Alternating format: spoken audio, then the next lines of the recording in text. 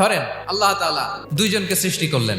উদাহরণস্বরূপ একজনের নাম আব্দুল্লাহ আর একজনের নাম আব্দুর রহমান। সৃষ্টির পরে আব্দুল্লাহকে বললেন, আব্দুল্লাহ, আমি জানি তুমি পৃথিবীতে 50 বছর হায়াত পাইতা, খুব ভালো কাজ করতে, তুমি দুনিয়াতে অনেক ভালো কাজ করতে, এটা আমি আগেই জানি, আমার অসীম জ্ঞান বলে আমি আগে থেকেই জানি। তো যাও, তোমার এইমাত্র সৃষ্টি করলাম, যাও তুমি জান্নাতে ঢুকে যাও। আর আব্দুর রহমান, তুমি পৃথিবীতে খুব খারাপ কাজ করতে, এটা আমি জানতাম, তুমি সীমালঙ্ঘন করবা, অন্যায় করবা, অপরাধ করবা, তুমি জাহান্নামী হবা, যাও। যেহেতু আমি জানি পরীক্ষার আর দরকার নেই, তোমারে জাহান্নাম দিয়ে দিলাম, যাও ঢুকে যাও। সে বলবে, আল্লাহ এই মাত্র আমারে বানাইলেন, সৃষ্টি করেই বলতেছেন তুমি জাহান্নামে যাও, আর বলতেছেন আমি জানি দুনিয়াতে পাঠালে তুমি খারাপ কাজ করবা, তুমি জাহান্নামী হবা, পাঠানোর আর কি দরকার, আগে থেকে জাহান্নামে যাও। আল্লাহ আপনি জানলে জানতে পারেন, আমি তো জানি না, ঠিক কিনা বলেন?